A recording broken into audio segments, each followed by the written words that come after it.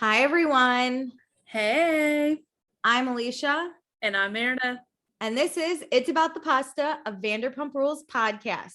We're at season 9, episode 7. It blows my mind that Vanderpump Rules has been on this long, but man, is it worth it. I love it. I'm so happy.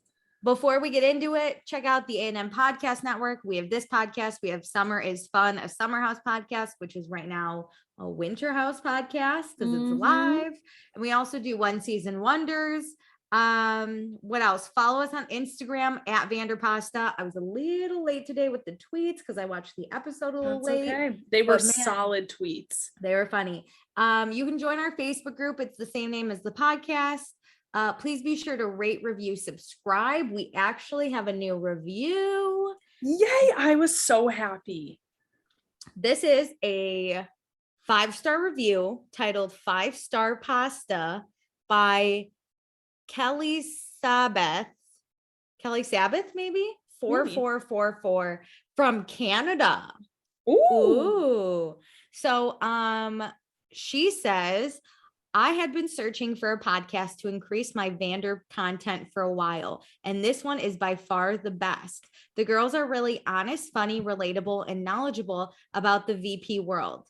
It feels like I'm hanging with friends and my fave Bravo Lebs at the same time. Keep rocking it.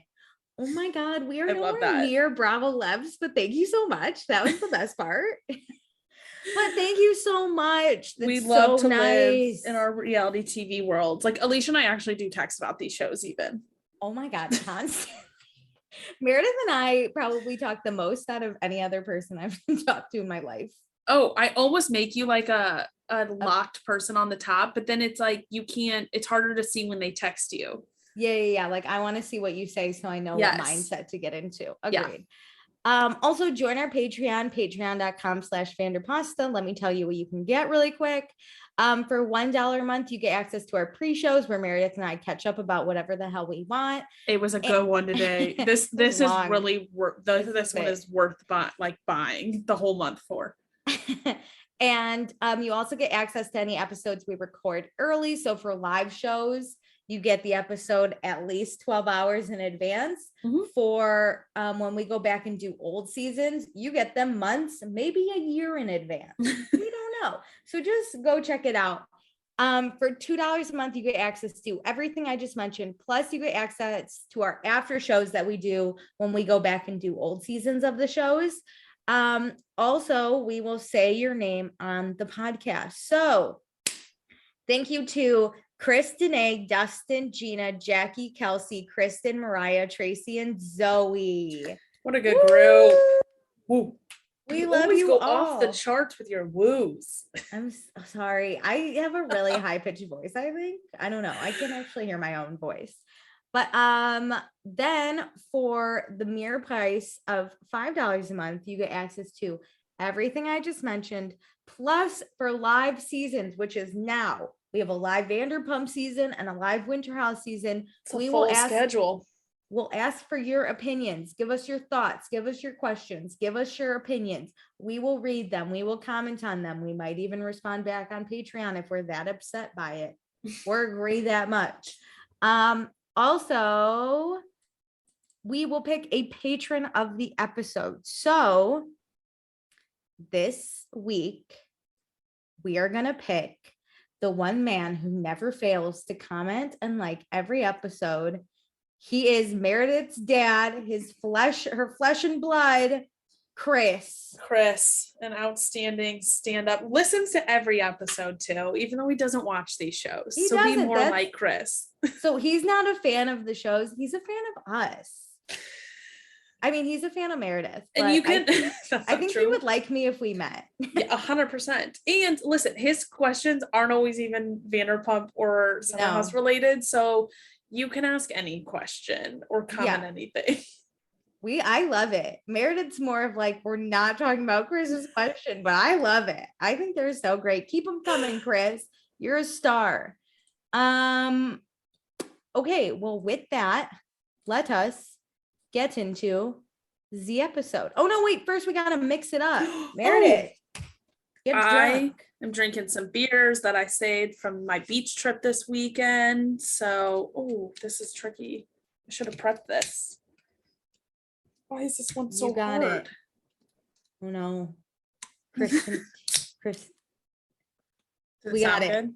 That was good. Got it. Kristen teach Meredith how to properly open a beer. I'm sorry, or my nail got in something? the way and then I started freaking out. Do you ever have that where you're Yeah, like, yeah, I yeah. don't want to crack a nail over You don't this, wanna which bend your sounds nail. so dumb, but it hurts. No, and when you crack a nail, sometimes it cracks below the skin and that shit really hurts. So I Yes. get it. Okay, now we can get into the episode. I'm excited because we're getting more Charli and like I'm really enjoying her. I love her. She's fantastic.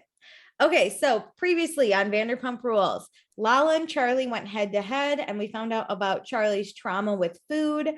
James has a temper. That was my accent. Wow. James has a temper, and he bumped Raquel's nose when he was going to kiss her, and she's got to tell the doctor. The Toms need to get Greg a mission statement, whoever the fuck Greg is. I still am confused by this, sir, but whatever. Put your mission statement together. Lala outed Brock for having a domestic violence charge against him, and Lala is exhausted by Sheena. And last we saw the group, Sandoval was yelling at Lala, and Lala was yelling at Sandoval, and then she stormed out crying, and Lisa was stopping her, but I don't think she went back. I think she left. I don't think so either. We open up. The Toms and Brock and James are playing basketball. It is Tom versus the boys. I love it. You can put the teams together how you wish. It is James and Brock. Those are the boys. I think they should have been the accents, but the foreigners. the welcome to America party. The American boy. Remember American Boys Night? My favorite boys night ever. The best boys night ever. Some highlights from the game. Brock injured Schwartz because he stood there and Schwartz ran into him, and he tell me you're Schwartz. Like, tell me something that is more Schwartz. Tell me you're Schwartz without telling me you're Schwartz. This. But the boys end up winning. And basketball's really good for clearing your head. Schwartz didn't have to think about any drama. But we ask, how's the bar going? This Friday, the Toms are going to finalize their plans. Yes. They're going to get together, have a late night chill fest to bang it all out. We got this. This. James asked what he missed at the drink tasting, and it got a little hectic. We flashed to Lala and Sandoval arguing, and Sandoval says, Lala goes after people, but no one's allowed to say anything about her. And throughout the years, everyone's heard rumors about Randall. No one's just brought it up. Which I don't think it goes to that far that like nobody's been able to bring it up, because not to jump ahead, but like we do see flashbacks of like Lala has gotten it over the years. Like people do comment on her stuff, but the difference is like she shuts them down or attacks them so harshly for it. Yeah, but then when someone tries to shut her down or attack her, she gets upset. Yes, so there is says she's being attacked. Yeah, so Sandoval's point is that it's a little hypocritical of Lala. Yes. We find out James is doing See You Next Tuesday at Sir. I'm hyped. I'm excited. He's gonna invite the whole crew, but Sandoval has to have a constructive criticism or a constructive conversation with Lala. There, so it's not awkward. We can't let this go on. The more time and space you put in between this, the worse it'll get. Yes. So then we go out to eat with Charli and Ariana. Charli's working at Sir because she's got to make some money before she moves in. Some background. Mm-hmm. She got a place with her boyfriend Corey, who's a fucking handsome dude. Let me tell you, this love man. Him, and I love that he seems like in on this show. We get a lot of him. Yeah. Charli makes a joke of like Corey's really handsome, obviously, who didn't sleep with him, and I'm sitting here like, damn, I wish I did before you started dating Charli. I love how she takes that though. She's like, damn. Like, yeah. That's how people should take it when they're dating someone attractive. Like, damn, everyone wants a piece of him, but he's mine. Yes. But Charli then talks about how she's having a better relationship with food because she's really been working on it, which I think is great. Yeah, she even tried some of Ariana's, like whatever food she had. Beignets, I think. But for 17 years, Charli ate the same food: pizza, PB&J, and quesadillas.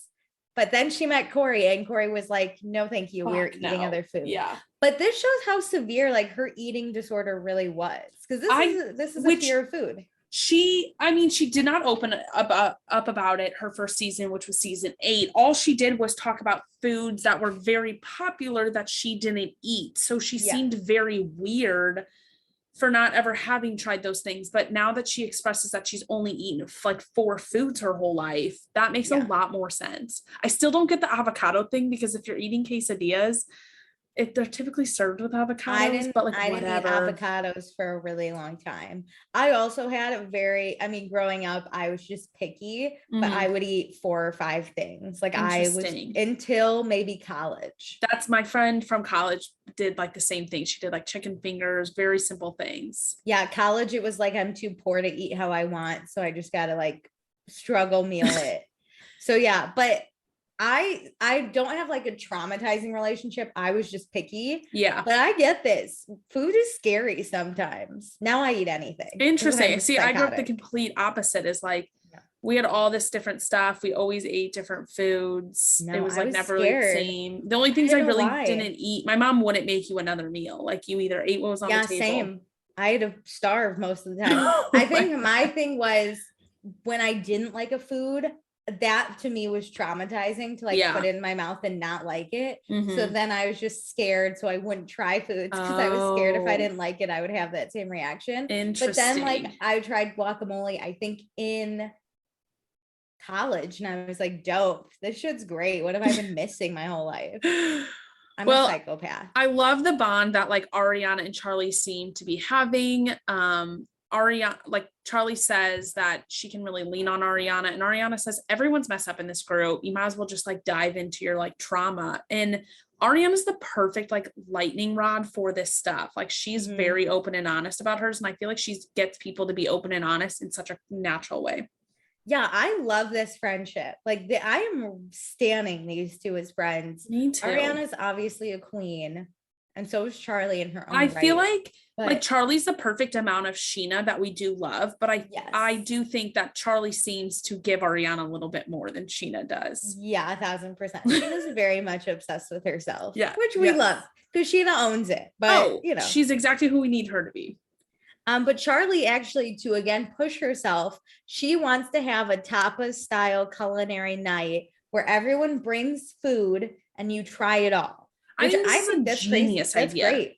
Amazing. Because then you're not at a restaurant, you're not pressured to like eat the whole meal and and pay for it, or like whenever a waiter comes over and it's like, how's the food? It's like, I'm just going to have little bites of all of these, and then whatever I like, I can eat more of. Yeah, this is great. It's like a potluck. So now we go to Villa Rosa. Raquel shows up as Lisa's brushing her dogs. My sweet baby angel says tea would be lovely. Just the way she said it. I'm sorry. I harp on how much I love Raquel too much, but I love her so much. Also, Lisa talking about Raquel's great starter diamond. The fuck is a starter diamond? Which, okay, you know what? I'm into this. I'm so fucking poor. The fuck is a starter diamond? I guess it's just like the first ring you can afford. Like my mom just upgraded her ring and like got a nicer ring now that she can like afford a better one. Yeah. My mom said it's becoming more common because my like family friend's mom did it. She even upgraded that, like her upgrade. She even added like 2 more stones to it. Holy shit. My mom's had the same ring my dad gave her when she was 24. You think some 24-year-old, my dad at 24 was buying anything special? Which, no offense, the ring's lovely. Chris can fact check me, but I'm pretty sure, she like got a new one for her 25th anniversary. She made him pay for it though. Yeah, fucking Chris, get on that. Yeah. Damn. Well, yeah, starter diamond. Lisa had a starter diamond and now she's got a goddamn boulder on her finger. I mean, the way they were making that sparkle, I was like, I just want to see the ring. Like, what's the upgraded ring? Yeah. Stop sparkling all over it. I need to check it out. What I'm gonna aspire to have as my second diamond. Yeah. So Lisa and Raquel are going to sit down and talk about her nose job because Lisa actually called her plastic surgeon friend, who just happens to be fucking Paul, Adrienne Malouf's ex-husband from Beverly Hills. And he has his own Star. show with Terry from like another housewife husband. Paul Nassif, star of the show Botched. Yeah. Oh, my friend who's a plastic surgeon. Yeah. So for those who don't know Paul, he is a plastic surgeon. He's been for years. He does like Beverly Hills style surgeries. So he does it all. He knows how to be vain. I'm pretty sure he's known for like the nose in certain areas. And then Terry, Botox. who does Botched as well, is known for like the other parts of plastic surgery too.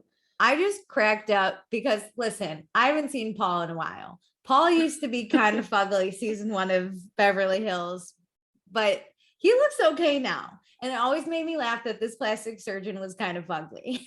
It's funny because his wife, his ex-wife now, owned like the Lakers, right? Or like a team and like all this Knicks stuff. It's like he was the like lower tiered one. Yeah, and he was like doing Botox to Kyle Richards and Lisa Vanderpump. So yeah, he's really upgraded since they've left the Real Housewives franchise. But now he's remarried, has a new baby.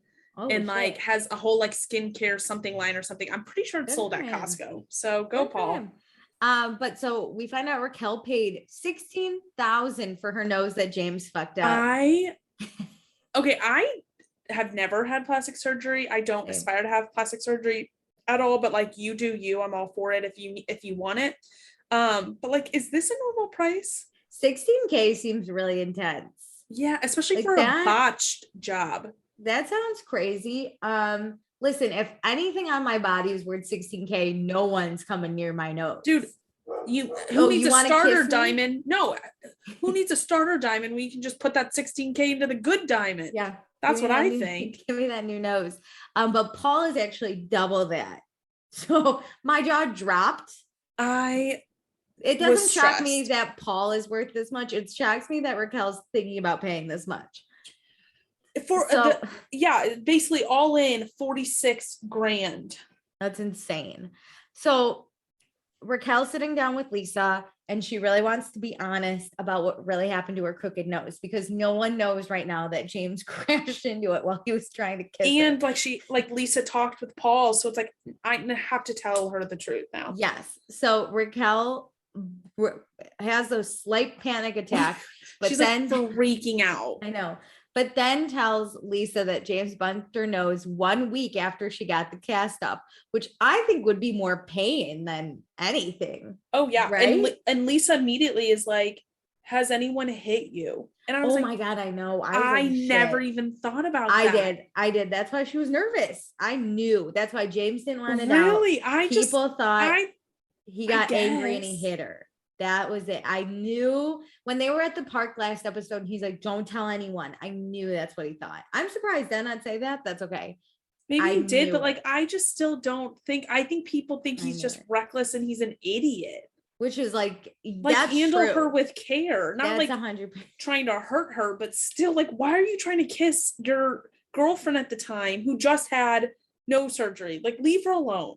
Also, why are you trying to kiss her that aggressively? Like even Lisa was like, who the fuck? I've been married for how long? I barely want to kiss you. Just don't one's kissed me even like touch that. me, especially if I just had surgery. But Raquel says no one has hit, James has never hit her. This was in front of James's family too. So they are like witnesses that he did not hit her. They can be a witness. And I was like, oh. Yeah. But Raquel knows that Lisa thinks that he might have hit her because of his reputation of blowing up at people. And we see a few flashes to this. They are not funny, but it's something about a man with a British accent going crazy over nothing that makes me laugh. James doing it. Yeah. Like and so ridiculous. To add another thing to it, whenever the bump happened, his mom pointed out that like her nose might like kind of look different, and James freaked out at her. Freaked out on the mom. Yeah. Because he felt so guilty that so he took his anger out. But he's just got to stop being angry, is our point. Oh, yeah. So Lisa feels really bad because now Paul, star of Beverly Hills and Botched, doesn't know this. And she basically lied to her friend. And James didn't want this to be a big deal. But Lisa's now like, it is a big deal. So stop using, like, Raquel's got to stop protecting James, basically. stop lying in every situation to protect him, no matter what it is. Like, Yeah. you made me look down by now telling this fake story. So now we have to unravel this web of lies. Side note, Lisa Vanderpump and Paul's ex Adrian aren't friends, right? I don't think so. I feel like this little shit. I feel like she's a good lot friends of with them Paul. aren't friends with her. Actually, Kyle is, because Adrian was at a party Kyle threw last season. Damn. Well, Adrian never really liked Lisa. I Lisa actually never think really both liked Paul Adrian. and Adrian were there. I think they get along pretty well now. Maybe then they're fine. I mean, they have Yeah. boys, like a bunch of kids together, so they should. Yeah. Okay, so now we're at Tom and Katie's house. It's just Katie, but then Lala shows up and she compliments the door. So then Katie lets us know that a few days ago she was really annoyed because Schwartz was hanging out with Sandoval. So she jammed the door shut. This is so good. So then when Schwartz got home, he busted down the door like the Kool-Aid man, which I'm surprised Schwartz had this kind of strength within him, to be honest. I know. I mean, I get this. I feel like I would lock him Schwartz out. would call the police instead and be like, "Can you get me in?" Right? No, I want to do that, but like, come on, like knock a little, like try and get her up, like try and get her to unlock the door. Also, like, why don't you have a garage opener? Yeah. Yeah, you should never just Come go on. through the front door. That's danger. So you get murdered, you guys. Were you not alive during the 80s? Meredith and I We were weren't. basically, We weren't. we watch enough documentaries to know. But so Lala's here. Let's talk about last night. Lala says that Sandoval was being a bully by how he was treating her. Everyone on Bravo loves the term bully. It's like the most offensive term in the world. We all use It's such it. a buzzword. And like, listen, there are a lot of bullies on Bravo. Yeah. But a lot of times the people called bullies aren't being bullies. It's the bullies that call others bullies. Yes. A lot. Listen, but this is for some. Listen, It's the if last someone- card to throw out to like save Yes. your reputation and like be the victim. I think Meredith and I have talked about this. If someone called us a bully, we'd obviously be upset. I think but, I like, would start laughing if I'm People, honest. yeah, people at Bravo get like super fucked up about it, about like being called this word. So Lala knows what she's doing, being like, he's a Yeah. bully. Can you It's a imagine big if Bravo If buzzword. anyone on the cast called Lala a bully, what she would do? Nuts. She'd go Yeah. nuts. So then Ariana's here as they're talking about. I was shocked thing. when Ariana walked in. Yeah, so she walks in. Where we ditched Sandoval because he's busy with Schwartz at his house. He's Setting up a light show. Yeah, it's basically an acid trip at grandma's. That's what it looks like. Yeah, I guess they're trying to This get is into the get into the restaurant. vibe, Yeah. So back to Tom and Katie's. We're doing girls' night first. We got wine. We're getting cozy on the couch with an expensive candle, which really threw me off because candles don't have to be expensive. And there were to like smell good. 7 lit that I was like, which one are we talking about? The like, why are we- expensive one. Pointing it out. Just go to Bath and Body Works. I'm quick rich, $7. bitch. So Lala's like, let's talk about last night. And Ariana's basically like, I don't really know what happened. Why? Because Ariana was chugging her wine like a normal person. She was like, I tuned out. There was yelling, so I just stopped caring. She really was. She was looking straight ahead at nothing, chugging her wine down, which is my She was vibe. like, My vibe. So Lala said that Sandoval was the one that started the yelling, and Ariana's like, yeah, but at least Sandoval's like an equal opportunity yeller. Like he'll yell at girls, boys, Which dogs. I which do isn't good. agree. I just Yeah. don't think there are a lot of scenarios where Tom gets in yelling matches with guys because Tom inserts himself in a lot of Yes. scenarios with It's the girls. usually just Jax that he's gotten in yelling fights Yes. with, Yes. which is fine because Jax yells back just like Lala. But yeah, I do believe he just yells at everyone, but I he get it. inserts His himself passion. into situations it's his with the girls. passion. I know. Yeah. So Lala then says that Sandoval attacks women verbally, which It I is don't true. love. It is true, but also I don't love because he did like I feel like You're like pitting him with like a attack- tag. yeah, attack, and like again, you're just like hitting him with that bully and attack, and Yeah. again, Bravo buzzwords. I agree. that- I think she's going too far because I do agree with Ariana. He is an equal opportunity yeller. Mhm. Also, Sandoval's not even here. Ariana doesn't care. Ariana's That's a like, thing. Shut up. You know how people like keep telling Raquel to stop fighting James's battles? In this moment, I was like, why is Ariana being like put to the fire for Sandoval's things when she typically is the one to also stand up to him or like be like, yeah, he shouldn't have done that, which she did say, like he really shouldn't have yelled, but like he is an equal opportunity yeller. Like he doesn't just yell at women. Don't Let's stop sit here saying and that. say he verbally attacks women only, like just women. That's what anyone. And that's what Lala's making the conversation is just is that women. like he's like verbally abusive to women, which is not I true. don't like that he just immediately starts yelling because he did this both with Lala and with Katie. This is something he needs to work on. It is. He's just passion. It's his passion. I agree, but he just takes to another level that is kind of it's a nasty yelling. It's not like a you're not hearing me. It's like kind of a bark more than like a like a dog, like kind of a dog attacking in a way. I mean, Lala is a self-described pit bull. So yes, Lala does the same. So like her playing victim here is annoying. Either way, I think Ariana really started this conversation as like, oh, I was busy chugging my wine because she didn't want to talk about it. She's like, yeah, I'm not. Lala involved. Keeps going. So Ariana basically says, you know what? Like when you see Tom, he'll be cordial no matter what. Like he's not going to yell at you. Don't be scared. Yeah. And then Lala takes this as, oh, he's going to be fake and butter me up. And then he's going to kill me, basically. You can't win with like, Lala. No. Like Ariana literally is like, that's not what I said, dummy. Stop. I said he would be cordial. And he wouldn't yell at you at this event. I hate when people mistake cordial for fake. Me too. It's different. Fake is if I were to hate you, but I walk up to you and I'm like, oh my God, Meredith, I love you. So cordial, great to see you. Yeah. Cordial is, hey, how have you been? Meredith, yeah. Greeting you. Glad you're here. But not like sitting down and having a conversation with you and like just to like blow smoke up your ass for no reason. Yeah, so this is when Lala says she doesn't want Ariana in the middle, even though she's kind of putting Ariana the middle. But Lala's just going to have a separate discussion with Sandoval. And it's great. Ariana probably called the producers after this and said, is there anyone else I can film a scene with? Because they obviously can't go home because the boys are busy. Let's talk about it. So Schwartz shows up to Sandoval's house with a vision board. Yes. This particular light show with vision board is actually a business meeting disguised as a hang sesh. You think they're not going to do business, but actually it's all about we're going to make it fun in business, just like Alicia and I's cocktail happy hours with our old work. Yes, this is fun, but business. Which means no business gets done, all cocktails. All party. So obviously we need a mission statement as Greg has instructed. Yeah.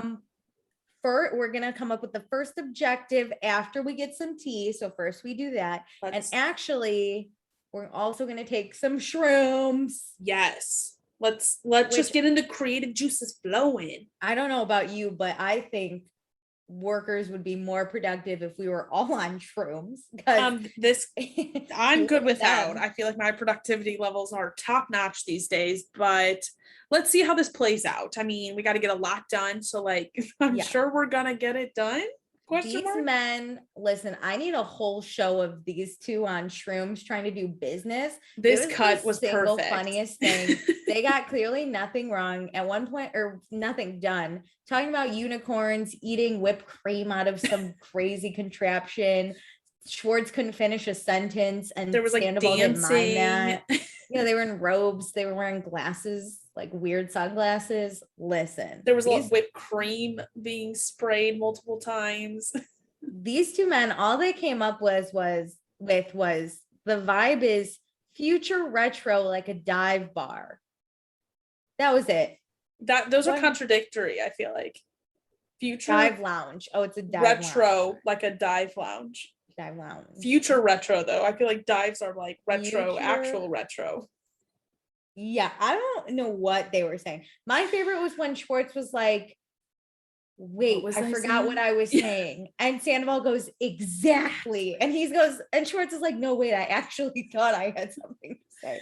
No, my favorite is Schwartz crossing things off like, yep, did that. And I was like, they don't have like notes. And I was like, they're not going to remember any of this tomorrow. They did not. They're going to be like, hey, Bravo, can we get those tapes? Because now that we're sober, we know nothing. Do you think Bravo just like left a few cameras for the Toms to like be in front of? That one Because they at one danced in point- front of. Yeah. If I'm a Bravo exec, I'd be like, don't break this, or a Bravo cameraman, I'd be like, I'm going to the bathroom, but this is gonna keep playing. Like I summer just house really- it, just put the cameras in the corners. Yeah, they seemed fine. Maybe. Also, Tom Schwartz, I'm pretty sure isn't supposed to be doing drugs. Okay, you posted a tweet about Tweet that. was so funny. Yes, But the yeah. doctor literally told him to stop doing this shit. Stop doing shrooms. So Katie's Yeah. never having a baby because Tom's sperm still have two heads. If he can't even cut out the shrooms, which he said would be the easiest to cut out, I highly doubt those baths were ever cut What out. about the baths? The steaming hot baths? So best. So now we go to Charli's apartment. We are unpacking with her hot boyfriend Corey. Corey ripped his Damn. pants. But Sheena and Brock are here to help. And you know what Charli and Corey need more than anything is they need their TV hung, and we need a dude to do it in under 7 minutes. You know, And luckily, we got that guy. Brock is here. But really quick, Sheena does go through her list of men she has dated. 7-minute man Rob, John Mayer, which we knew, Jesse Metcalf, which I don't think we talked about, but I texted you about. Okay, I think we did talk about it on the pre-show of Winter House or something. At some point, Maybe. we talked about it. Listen, I watched Watch What Happens Live, and Sheena said that she did date Jesse Metcalf, which shook me. And this is where Brock finds out because he's like, wait, I played poker with that dude. I love that reaction, mostly because they had that discussion on Watch What Happens Live, but the filming of them were obviously in the inverse order, that like watching Brock sit there and be like, wait a minute, I just played poker with that guy.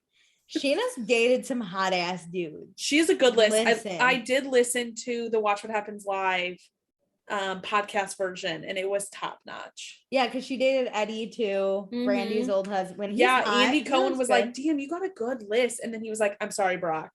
No, but like that, Brock even took it in stride. He's like, that's good. That speaks on Sheena and how great she is. And he was like, I have a list too. They're just not famous. Yeah, no, they gotta be famous. Sheena's the best.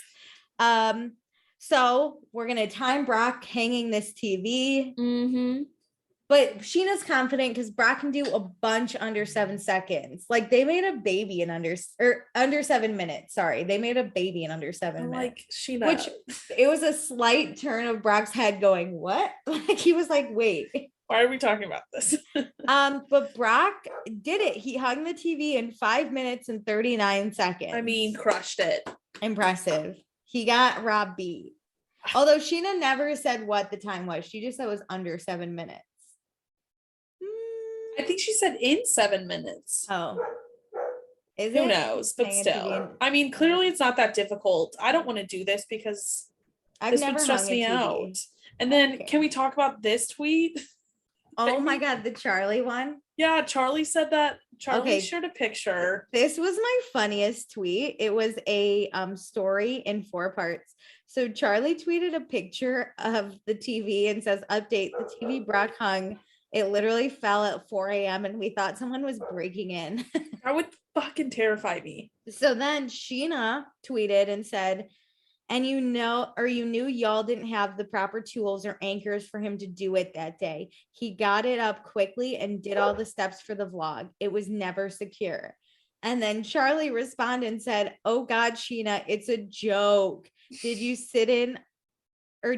you sit all night mad about this? We did, but legit, it funny. Not that deep, boo. And then Sheena said, I don't do Twitter fights with my friends, only state facts. Check your texts. I cannot. funny. Okay, here's my thing though. If everybody in this group knew that this TV was not secure, it is on all 4 parties to fucking take it down after the vlog. It's on. Why did Charli and Corey leave it up overnight? Fucking take it down. Now Idiots. I want to see what the TV looks like. That thing is probably destroyed after falling. That's on you, boo. Yeah. Like, come on. But it was a funny tweet where it was like it fell. I love that. And I think That's it was awesome. a joke in Charli's tweet, by the way. I do too. So Sheena and Charli are actually really good friends because during COVID, when Sheena was in San Diego, Charli and Corey moved right next door. Which I did not know that. I didn't either, but I like it because Me too. Charli's like a mix of Ariana and Sheena, but like the perfect amount of both. Yes. And like And it shows that she's like actually integrated in this friend group. This isn't just like we hired this girl to be on this reality TV show, so now we hang out with her. Like they actually all became friends over COVID. So Charli invites Sheena and Brock to the culinary party and says that she invited everyone except Lala because like Charli's trying to try new foods and it's a very scary time for her and she wants people to support her on her quest to get blacked out and taste food. And she doesn't feel like Lala would be that, mostly because of what happened last time when Lala kind of shamed her for her food eating. Yeah. Even though Lala didn't know that Charli had this trauma. And like Lala has had a lot on Twitter, I believe, and then had that moment. And it didn't seem like she really rectified it well enough to move past it with Charli. I think like they don't have issues, but that doesn't mean like we're good on this topic. Yeah, it doesn't mean I'm going to invite you to when like I Lala have to didn't face show my trauma. Lala apologized for being like harsh to judge, it seems like, but didn't like wasn't supportive then. Yes. So, and that's what Charli needs in this moment. Okay, and Brock's okay with not having Lala there. Oh, yeah. He's still angry. It's like she's the bad apple. We can leave her off the list. I'm good. That's fine. So we're at Dr. Nassif's office. I'm just gonna call him Paul because that's how I know him. So James and Raquel are here. They're both kind of nervous, specifically James, because Lisa's gonna find out that he kissed Raquel way too hard. And see you next Tuesday is tonight, and he doesn't want to be blamed or have that taken away from him. Yikes. Which I don't think this would be taken away. Like he didn't do anything to Max and or angry at Sir. It's just I know, but like it kind of shows the like him yelling at his mom kind of shows he hasn't changed. That's true. Okay, but Lisa's here and Lisa's basically like, how the hell did you kiss Raquel that hard? Ken's never done that to me. But she wants to make sure that this is the truth, right? We're not lying about the kiss thing. We didn't actually hit Raquel. This is, listen, beside that other lie, this is now the truth. Confirm that with me. So again, Lisa's basically like, James, control your temper. And Raquel goes back to get some pictures of her nose done. And this is where her fucking nostrils, those are fucked up. Oh, that's when I noticed her crooked nose. I was like, ooh. If you didn't watch it, I don't know why you're listening to this, but her nostrils were not the same size or and like the zigzag with the middle cartilage thing. That was fucked.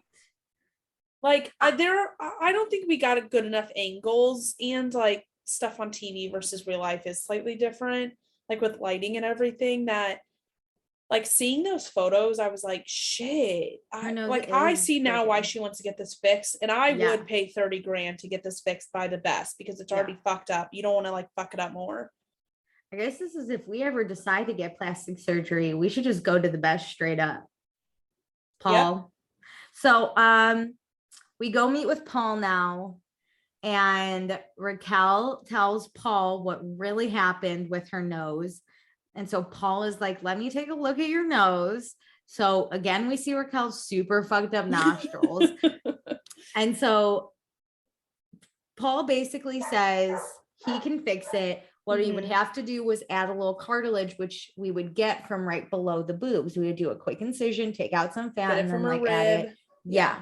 Which James is not happy about because now Raquel's gonna have fucked up boobs or whatever. Yeah, he's like, she's gonna have a scar and a fucked up nose. Who cares? Does Raquel not have any other scars? I got bit by a dog. I got a scar in my hand. Dude, I walked into a camping grill, and have a scar on my ankle. Yeah, I got scars everywhere. I am like nothing if not imperfect.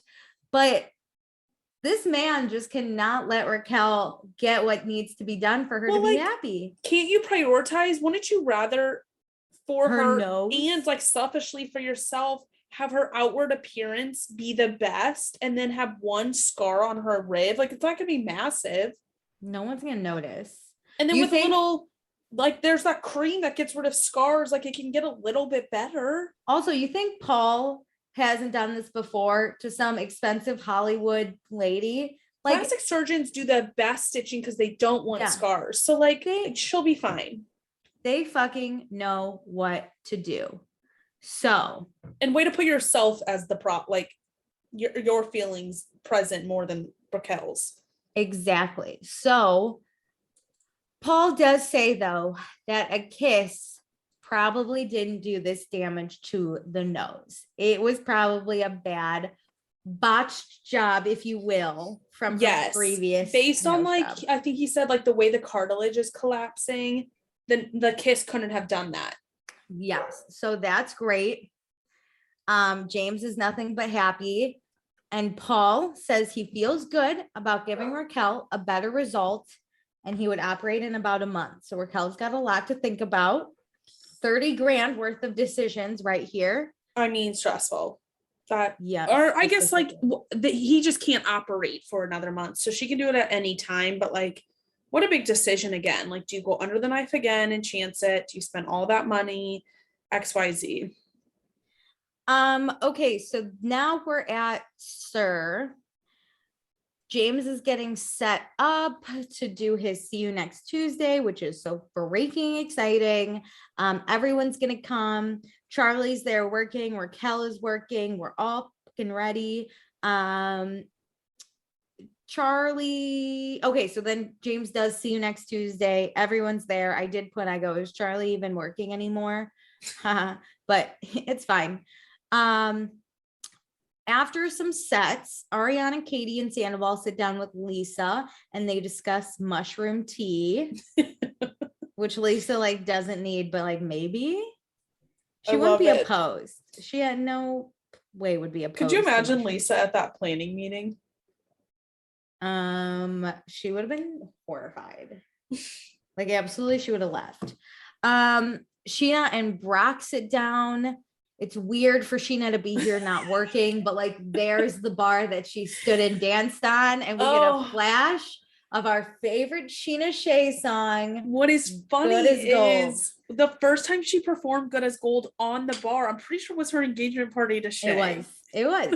Yep. She's like, remember, she's like, I was surprised. And that was when everyone's like, Sheena's gonna fail. And then she didn't, and everyone was bopping around.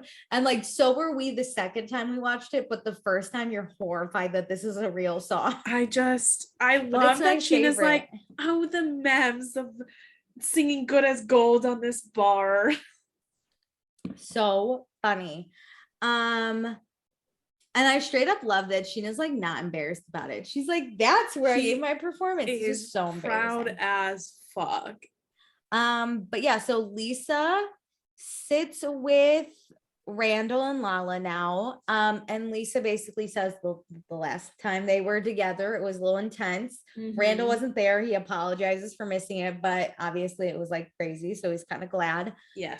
So instead, Lisa invites them both over for drinks and apps tomorrow. Yeah, fine. Which like conveniently works out because Charli's party's tomorrow. Oh, great. So Lala and Sandoval haven't talked yet. Lala knows she doesn't want an audience, and she like lets Lisa and Randall know she doesn't want an audience because that's when Sandoval wants to measure dicks and hers is bigger. These are the statements where I'm like, Lala, you're the one making this like a competition. I hate the term measure dicks because there's nothing to me less manly than sitting around measuring each other's dicks. 1,000% agree. They're like, I don't want that. So I only say that because, fun fact, my ex-boyfriend and all his friends from high school. Stop. I think they measured their dicks together. With each other, like. Well, I just know because one day my ex was like, want to know a fun fact? And told me who had the smallest one. And I was like, why do you know this? And he was just like, it's funny. And I was like, wait, so now I Which like he wouldn't say that unless he knew for sure. Listen, he told me the biggest and the smallest. He goes, I'm average, but I didn't want to ask any further questions because I did not want to know what happened because if we would have broke up then and there, and I was just trying to make it through summer. So yeah, so there's nothing weird. Very lame. Anyway, I agree. So James still killing it. He actually dedicates a song to Katie. Full circle. He goes, Katie, this one's for you, and she put this. I want this friendship. I want them to go out to lunch. You I know want them to what? go to the I mall. think they both know they're never going to be like BFFs, but like they're doing great in the same room with a casual friendship out of convenience. Never forget last season when he accidentally punched her in the boob. It was amazing. They're like kind of friends. Anyway, Charli brings Katie, Ariana, and Sandoval some shots, and it's a thank you for letting Charli have her party at Ariana and Sandoval's. And we get a flash to how Charli implied that Ariana should do this. I love when people pull this shit. I just don't think everybody can fit in my apartment. Yeah, and Ariana's sitting there and she goes, should we have it at Do mine? you want me to host? That would be great. Thanks so much. Yeah, Charli's smile was like, Immediately, yes. it's like, thank you. Listen, I love watching people do this. I don't accept this. Like if I I could was Ariana, never. I would have been like, oh yes. I could never be Ariana and I could never be Charli. Like I can't imagine looking at someone and being like, this could be a real tight fit in my apartment. And I think the person would just sit there and be like, yeah, I think it will be. My and just brother, leave it there. My brother pulls this shit. He'll be like, oh, I'm so thirsty. And we'll all look at him and be like, okay. Sorry. Like he'll just be like, oh, it's a bummer. So yeah, none of this shit, but it's funny. So Charli lets Katie know, it's a potluck kind of thing. Bring your own food. We'll have tequila and Katie is in. She's in.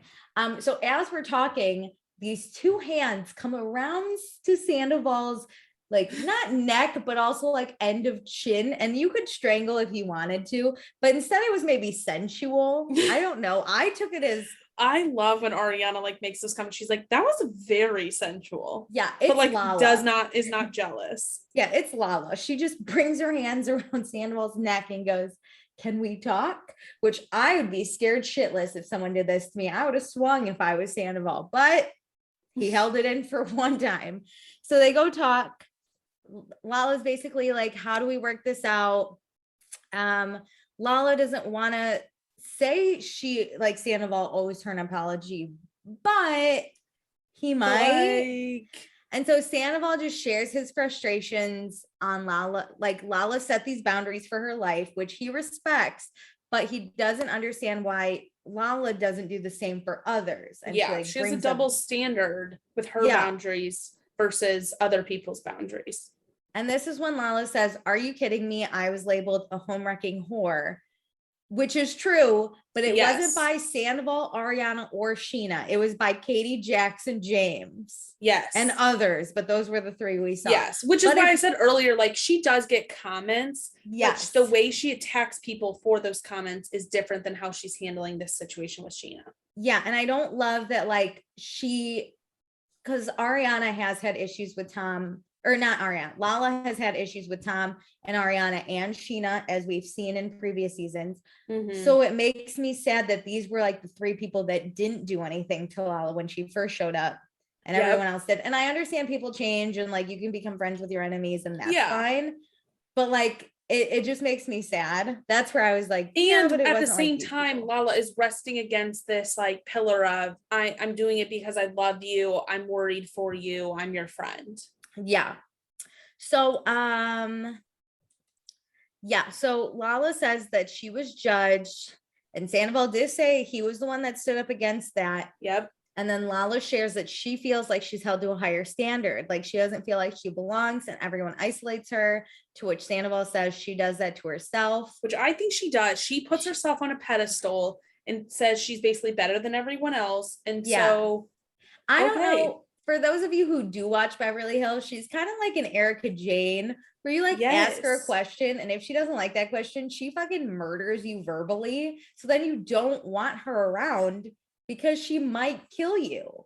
Yeah, yes, you don't want to be that close to her. You don't want to ask her questions. You don't want to interact with her at all. So you just like coexist in areas rather than be friends. So then like, in a sense, you're like that person, Erica and Lala, are isolating themselves because of their behavior. They're like pushing people away from them. Yeah.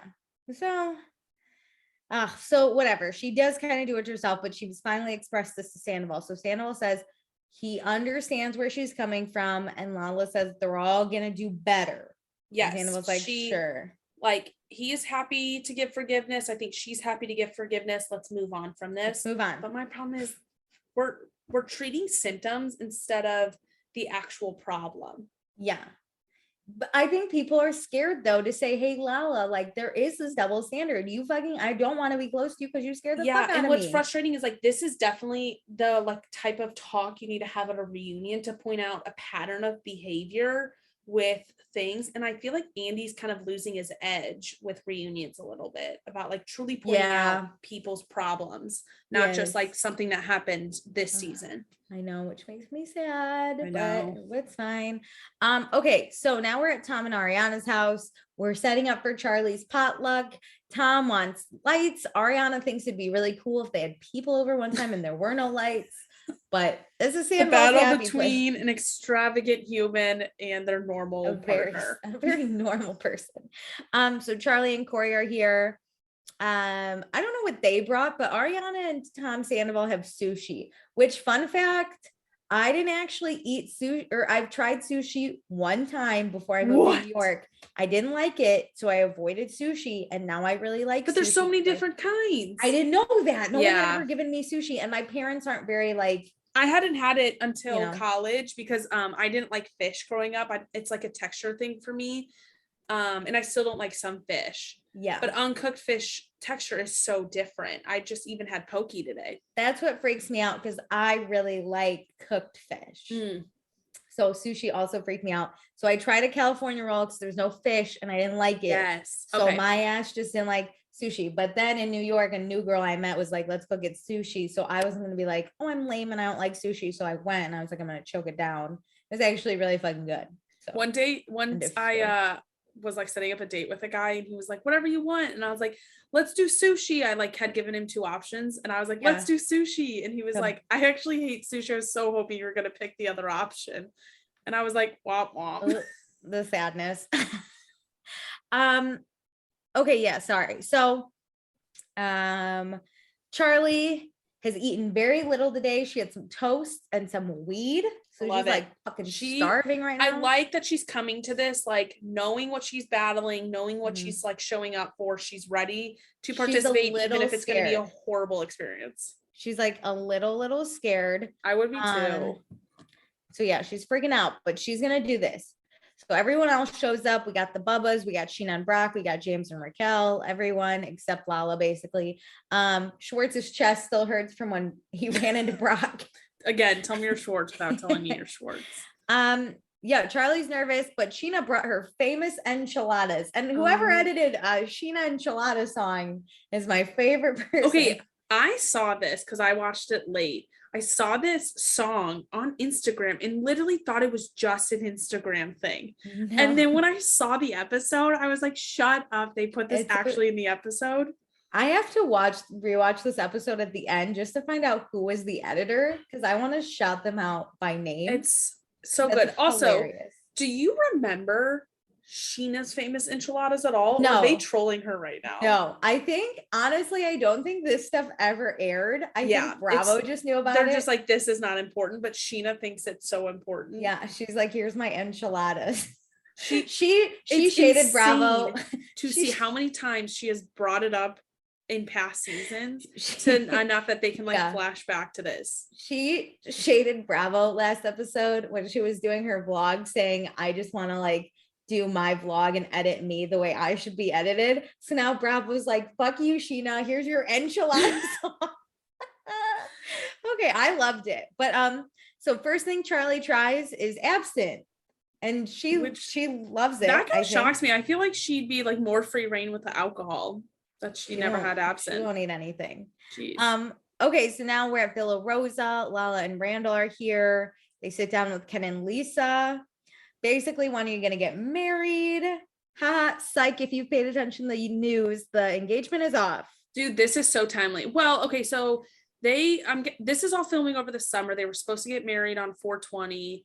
They canceled their wedding because of COVID. Yes. And here they say that like in the fall, so we're in the fall currently, like real time, they're going to replan for next year. And like Alicia said, psych, they're no longer together.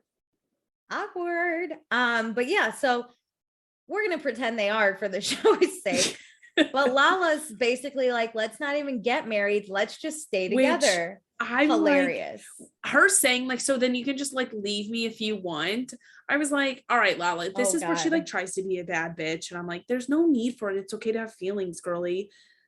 Because like now it looks super awkward. Now it's like, wait, are you the one who wanted to break up? Did you not want to get married? I like these comments make me think that Randall still like, and I've read things that Randall like is trying to win her back. I don't really understand what happened because it seems like they broke up before the Nashville pictures came out. Oh, I thought they broke up after the Nashville pictures. I don't know. Listen, all I know is Lala's at some hotel right now with Ocean. Well, no, she's back in their house, but like I think she's living in a separate bedroom and is like separating herself and getting. I thought she went back to the hotel. It doesn't matter. So. Either way, Randall's posting a bunch of pictures and videos of his other Ocean. Kids. Well, and of Ocean. Like, I haven't seen every once in a while it'll be of Ocean, and it's like a freaking monsoon of them. So funny. Anyway, but Randall really wants to get married. He still does. It's a whole production apparently. So Lisa then is like, oh, Lala, are you not at Charli's thing today? And Lala says that last night. I love that. It's like, you're not at Charli's thing. And it's like, no, I'm right here with you, Lisa. I'm literally in front of you. But last night, Katie told Lala that they were all getting together at Sandoval and Ariana's. So Lala's taking this as Sandoval and Ariana didn't invite her, which is Katie's fault. Katie really fucked this up. Well, I don't think Katie really knows the full story either. She just got the invite a few minutes prior. But the like order sequence that this happened is Katie and Charli talk, Lala and Sandoval have their talk, and then Katie and Lala talk. So basically, like in theory, Sandoval had a minute to also invite Ariana or invite Lala to this party and didn't, and it's like a slap in the face after they just made good. But again, this isn't Lala or Ariana and Tom's party. It was Charli's decision to not invite her. Yeah. But this is more Lala's speed anyway. Which people that don't drink elitism. This is the elitism. Well, she says like being up in the like hills is like more my style. Like this is the elitism that isolates her from other people. Yeah. And I get if she wants to hang out with people that don't drink as much because she doesn't drink, but you don't have to make it as like, well, I wasn't going to go anyway, you know, that type. So back to Tom and Ariana's. Yeah, they're getting turned. Raquel is chugging some wine. James is doing a shot of water. So those are the two ends of the spectrum we have right now. You know what I do? James does a good job about being sober with this group and trying to have fun. I get that. So we're gonna eat. We split up into two tables. I thought this was cause more drama. It really didn't. It doesn't matter who's at what table anyway. Yeah, it makes it seem like they're all at one table.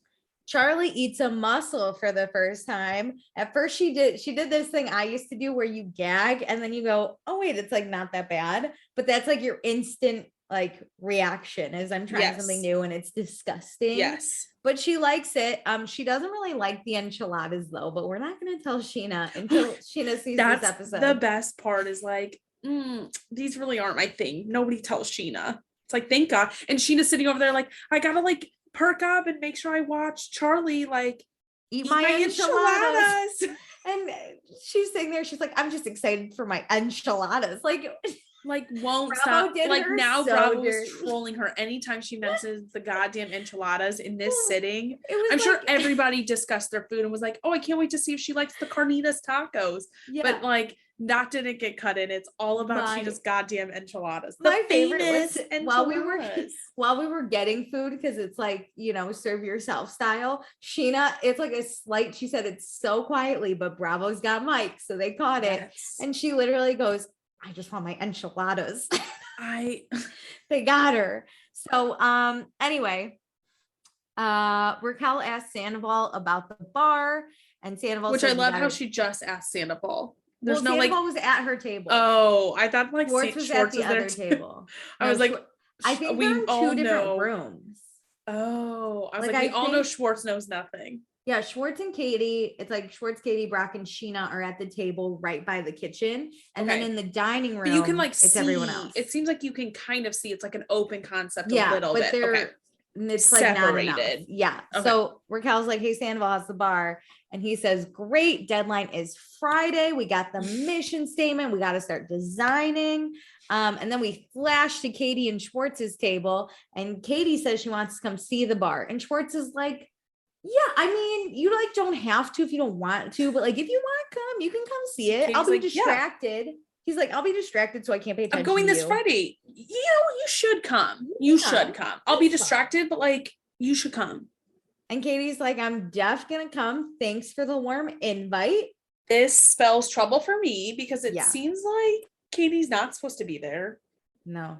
And not all I'm gonna gonna say is a nod to that preview. I'm gonna bet that Schwartz didn't tell Sandy that Schwartz Katie was will coming. not between now and Friday tell Sandy that No. Katie is coming. So Katie then asked Sheena if she got a chance to talk to Lala, and Sheena said she didn't really get a chance, but she also doesn't really have anything to say to her. Katie, but then it says like, hey, did Lala say anything about me? And we get a nice flash to when Lala said that Sheena's a dangerous person. So Katie knows this, but instead of starting drama, thank God, Katie's I think just Katie like handles this well. She's like, I mean, it's the same tune, you know, like she's she been, doesn't have anything to she say. stands where she stands, and that's about it. Yeah, she doesn't have anything to say. Nothing new, really. I mean, the same old, same old. So Brock is very upset about the Lala thing. So Katie tries to stick up for Lala and says when she feels attacked, she attacks back. And Sheena's like, well, that's dangerous. So I feel like Sheena knew that Lala called her dangerous because I think she said it at the table at Lisa's. Yeah. Well, like, you're a dangerous friend or something. Oh, at the tea party. Yeah. Or yeah. no, at the Tom Tom drink. The Tom Tom drink. Yeah, yes. Definitely in front of Sheena and Brock. Lala has said that Brock is dangerous. Sheena's a dangerous friend. No, that Brock is dangerous because of the domestic violence thing, I think. I feel like she's also said Sheena's like a dangerous person to be friends with. I think like she said that to Katie. The hot tub. Oh, maybe. I feel like Sheena's heard it because Sheena does say, well, that's who's dangerous. And Brock was like, yeah, I just don't like that Lala disrespects me, which is fair. It's all fair. It's fine. I don't care anymore. I know. This isn't interesting. Like, I know. Because Brock has any time like somebody's asked him something, he's been so honest. This isn't like interesting. Yeah. Because there's nothing hidden. There's nothing like people are digging up. It's just like, let's keep talking about the same information that we already have known for 4 episodes. Yeah, fantastic. Okay, so now we're back at Villa Rosa. Lala's opening up and says that, you know, being in this situation with her friend group, she realizes how little this group actually knows about her. And Lala's like, yeah, or Lisa goes, yeah, but you've changed a lot throughout the years, so they might not know you. Like Lala's gotten sober, lost her dad, had a baby, became a stepmom. I don't know all this shit she said. Yeah, but yeah, so I think those are the big hitters, which is very true. Yeah. So Lala says she feels like a better person. So it's just sad that this group doesn't see that. And she says it doesn't feel good when you feel like everyone else has earned their place, but Lala still has to prove something, which I think Lala is an insider in this group.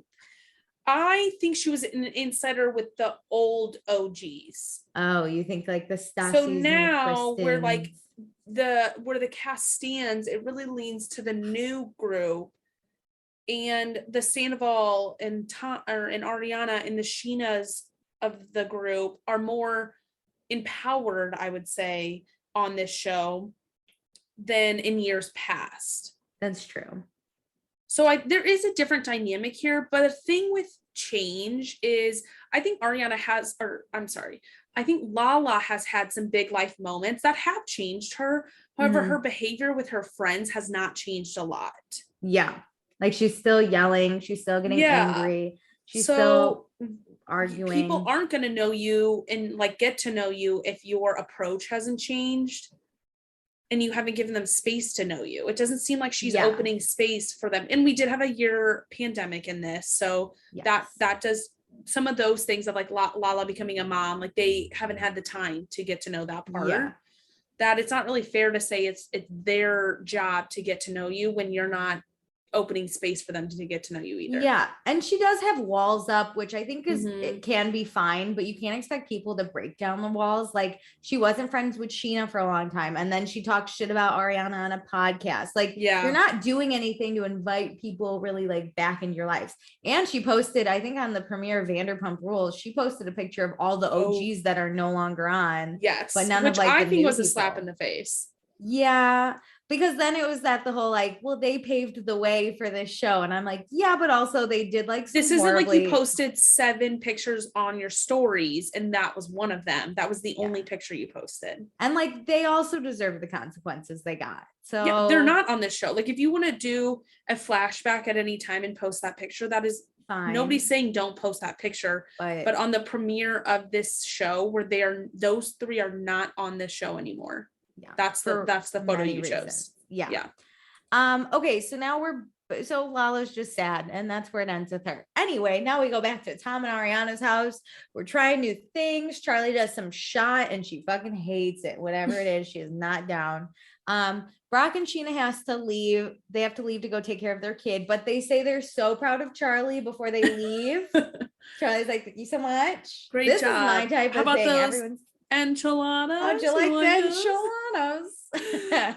So while the parents are away, the kids will play some drinking games. I like that. Oh my god. First off, Raquel's a dancing queen. She is clearly... my god. And Schwartz, I think it's Schwartz and like Brock or Corey. Oh, Corey. They're like, Raquel, a little tipsy is fun. Corey literally says, I love tipsy Raquel. Let's go, honey. He's like, Charli, why don't we double with them more often? This is lit. Yeah, screw the parents, Sheena and Brock. Like, let's go down this road. So yeah, they start playing this game. Some highlights are that Ariana gets a dare to give a hand job to the most phallic thing in the room for 30 seconds. Which I want to know why there's a ceramic penis in Tom and Ariana's living room. Just Sandoval. Remember his like get-ups and his... Why? I'm shocked there's not a whole light show on it. Who sold this? Who would buy this? Are you kidding? I want to know if this was a purchase by either one of them or a joint purchase, how long they've had it. There's so many thoughts. Why is it displayed? When this game was created, they did not think this would happen. I'm so confused. But Sandoval puts it in his pants, and then this is like Ariana, a little too close to home. Ariana's like, we're a very close group, but like we're very close now. And I'm like, I don't want to be this close with people. We do Never Have I Ever, and Katie says Never Have I Ever gotten plastic surgery. Charli's out in a second. Ooh. And then of course Raquel's out, and because Raquel's tipsy drunk, Raquel is like, listen about my nose job. So she gets really upset about this nose job because she's thinking about how she has to pay 30 grand, I'm sure. I'm not like totally sure on her feelings, but she got really upset. Corey then is like, drunk Raquel is not fun anymore. Yeah, and like flash to the guys again, and they're like, their faces are like confused, like, what the fuck? How do we tip from like the fun tipsy Raquel dancing to like crying over her nose job that nobody even knew she had and can't tell? Listen, I'm not going to put Corey as my accepted, but I just want to shout him out. He was the funniest person. His face I'm Corey. Was like, oh, I'm Corey. I know. So she opens up about how she just spent $16,000. Which everybody's like, what? Oh, but now she has to spend $30,000. Whoa. It's crazy. Schwartz had a legit heart attack. I don't think he ever recovered. Schwartz is he may be dead. Why the fuck did you pay that much? Why didn't you just give me? Why couldn't you give me the loan for Schwartz and Sandy's? Fuck, girl, I'm broke. Yeah, so, I could use that money. So then James interjects and says, "This is actually stressful for him."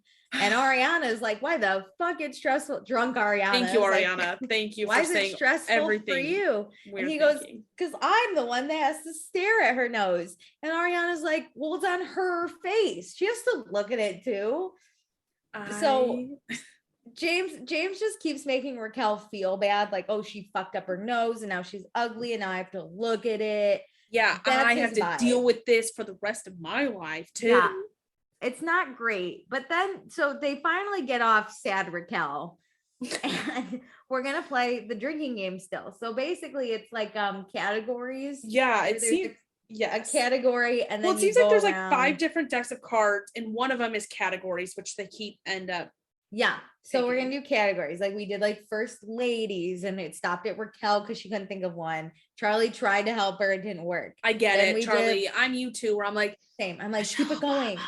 Keep it Yeah. going. Like I don't like when a Barbara drinking Bush. games ends. You know, I Yeah. want it to like keep going. Especially a on little the bit. same person. So I get Charli being like, let me Yes. just give you an answer so like we can move this along. We did boy bands, which it like sucks that the 3 big boy bands of the world got taken That first, one, and then it was Raquel. I'm gonna give Raquel a pass because you're right. There are not many. The 3 biggest ones got picked right off the bat. So yeah, so Raquel really sucks at this game. Also, we know she has social anxiety. Yes. Also, she's drunk. She's drunk. And also, this is like a timed event that everyone's watching her. Like, yes, there's stress. The more questions she actually has to answer, the worse it's gonna get, even if she didn't have social anxiety. Yeah. Like, I feel this, and your mind just goes blank sometimes. So I feel like her mind's going blank. The social anxiety setting in. She's drunk. At this point, I would personally, I'd be like, Raquel, we're skipping you this round. I love you, but we're skipping you. Yeah, I'd be like, Raquel, let's go again. Whenever you want to, like team up with Charli, like you 2 think together or something. Or how about you sit over here towards the end, or like you go first. Everyone's not mad at Raquel except James, who is very sober. And listen, I've done it. I've tried to play a drinking game with sober or with drunk There people. is frustration. It doesn't work. I see his annoyance here, because then once he points out he's sober and everybody's drunk, I started, because I was sober watching this. I started seeing all the annoying things that I'd be like pissed about too, but I would just get up and walk away. I would get up, walk away, or I do that like Raquel's on my team, or I would just like, so many other things. Go eat and watch or something. Yes.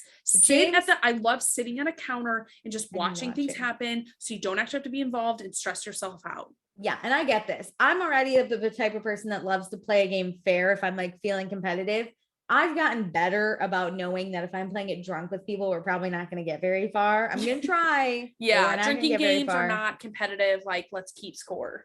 I try, it doesn't work, so I keep drinking. James, he should have known, but he gets very annoyed. Yeah.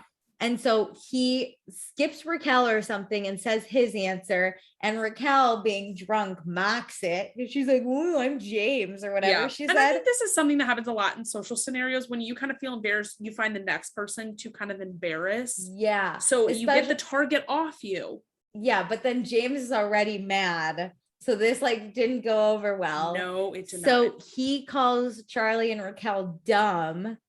And so that's when Charli's like, hey, you can't call us dumb. And then Raquel gets really upset by this because I think it's a trigger, because she was called dumb for seasons in the public eye. I can't imagine. Yeah, so she just gets up and walks away. Yeah, she gets up. She's clearly like upset. She gets up and walks away. Charli goes after her. And James is literally like, can we just go on with the game? And Sandoval's like, dude, you fucked up. You fucked up. Yeah, and then Jax is like, or Jax. He's becoming Jax. James is like, was that a bit too much? And everybody's like, yeah, it was a lot too much. That's where we end. And that's the end. It was fantastic. Listen, I'm not condoning what James does. I think he lost it a little bit too much. I don't think he's doing it correctly. At the same time, he shouldn't have called her dumb. At the same time, there's nothing more frustrating than being the sober person and trying to get drunk people to do something. But you have to know yourself well enough to get up and get the fuck out of there. I agree. I think this is the one where I don't think this is funny though. Like, he's just being a dick for no reason. Agreed. Okay, so next time the Toms haven't sold Greg on the idea of the bar, and Katie is helping with the bar, and Greg actually likes Katie. Lala confronts Sheena, and Sheena doesn't hold back. James keeps talking about Raquel's nose and kind of threatens to leave if it doesn't look good. I'm tired of him putting his feelings at the front of this nose issue. Okay, listen, I do think your appearance is important to people, and I get that, but like, let's have that conversation like after the crisis mode. Also, I think once you fall in love, you like, Raquel's gonna get pregnant, she's gonna be fat somehow. Like, you're fine.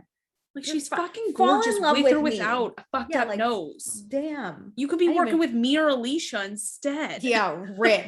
Rip to that. Okay, Ugh. accepted in black. Do you know? I know so hard what I'm Okay, doing pick here. your first one. I'm accepting Charli. I'm so proud of her food and overcoming Yeah. things. She liked a majority of those things. I know it was so scary. My favorite was the mussels. She was so terrified to try it and immediately loved it. I was so excited. Listen, I was gonna do Charli, but instead I'm gonna do my bitch Ariana. Nice. Supporting Charli, letting Charli use her house, not getting involved with that Not Sandoval getting and sucked Lala into shit. it. She's like, no, and then she's yelling, I'm out. she sticks up for Raquel because she's like, fuck that, James. This isn't stressful for you. It's her fucking face. You shut up. That was a good one. Boom. I'm blocking James. Yeah, me too. Let's double dude, it. him clapping in that consultation because he wasn't the cause of the fucked up nose. Bad, Again, putting bad. himself in the front of the nose problem. Him talking about how like if she's like her nose being effed up, he's the one who has to look at it every day, and then like calling her dumb. Like he should know that like is not okay with her specifically. Like he knows her so well.